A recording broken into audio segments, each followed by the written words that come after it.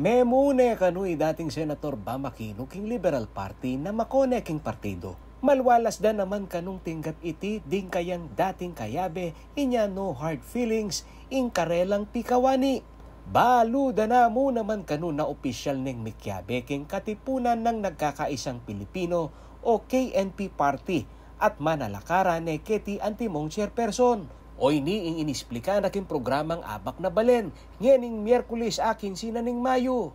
2019, pagkatapos po nung eleksyon yun, no, nagsabi na ako na aalis na ako, private citizen na po tayo. Pero itong nakarang linggo, nakausap ko naman yung leadership no, ng LP at sabi ko wala namang samaan ng loob dito. It's just that palagay ko, mas maaabot natin yung mga pangarap natin para sa bayan at para sa sarili dito po sa bagong grupo. At sumang-ayon rin naman sila na Senator Bam, mukhang mas bagay ka na rin dyan. Baya kanu ka rin local leader ing bayong talakad a political party a KNP. Pamanisplika ng Aquino, abeno ke tireng mapila na konsehal ning Balen. Ing partido kanung iti, ing magbandera kaya, king pasibayong pamaglub na king politika, antimong kandidatong senador para king 2025 midterm elections. May partido na po tayo, Paulo, no? Yung KNP, nais ko talagang palakihin ang partidong ito. Yung isa kasing, marami nagsasabi, Senator Bam, ang liit lang ng partidong yan. Pero kung titingnan mo, yung PFP, maliit rin naman yan noong 2022. Yung PDP Laban, maliit rin naman yan noong 2016. Kahit yung LP, isa sa pinakamaliit yan noong 2010.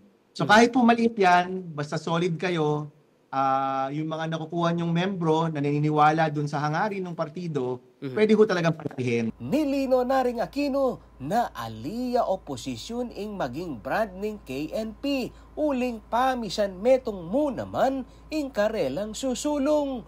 Lakwas king panahon na iti, alulto kanong oposisyon ing partido ng dating Presidente Rodrigo Duterte. Ako naman, nandito ako upang sabihin, yes, mga away sa politika nangyayari yan, pero sa kaduluduluan ng lahat, ang pinakamahalaga sa taong bayan, yung kanilang kakayanan na mabuhay sa ating bansa, na maayos, no? Yung kakayanan nilang makatulong sa kanilang mga anak. And kailangan natin ng mas maraming mga tao sa national politics na pwedeng i-refocus yung usapin dito po sa mahalaga sa taong bayan. Now, samantala, para king political analyst ay Attorney Michael Yusinko, tutong makapagmalun ing kabilyanan ning political party ken Pilipinas. Kanu maging consistent in core values da ring manalakaran at miyembro king prinsipyo nung bakit mitik doya ing karelang partido. Mangibabo kanu ing personal dang interes deng miyembro da ring political families. Lang yung Liberal Party. So, ang kalungkutan ko sa pangyayaring ganito ay hindi lang dahil parang nawala na yung Liberal Party doon sa kanyang sinaunang pamamayagpag sa ating politika na nakabatay sa prinsipyo at programa de gobyerno. No? Hindi lang siya. Lahat ng mga political parties natin, ganun. Just look at PDP Laban. Right? PDP Laban, yung history niya, nagbunga yan sa pakikipaglaban sa diktadorya. Right? Nakabatay yan sa prinsipyo na federalismo, social justice, respect for human rights. Ngayon, ano na ang PDP? Wala na siya ngayon, di ba?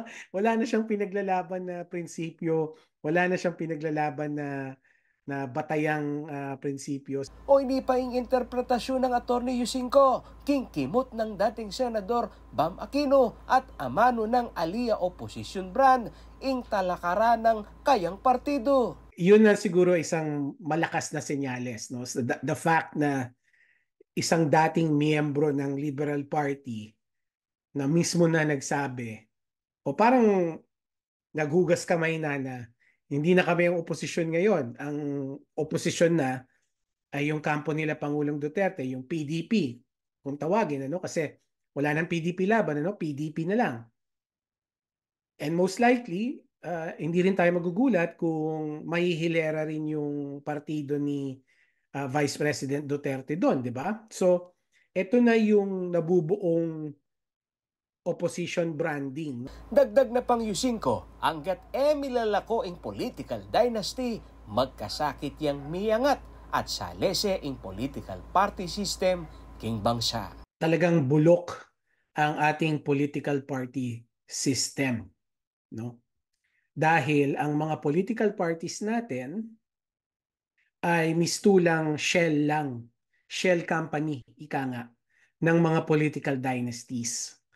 Ginagamit lang nila ito para meron silang parang external imagery na legitimate sila o meron silang lehitimong personalidad sa politika.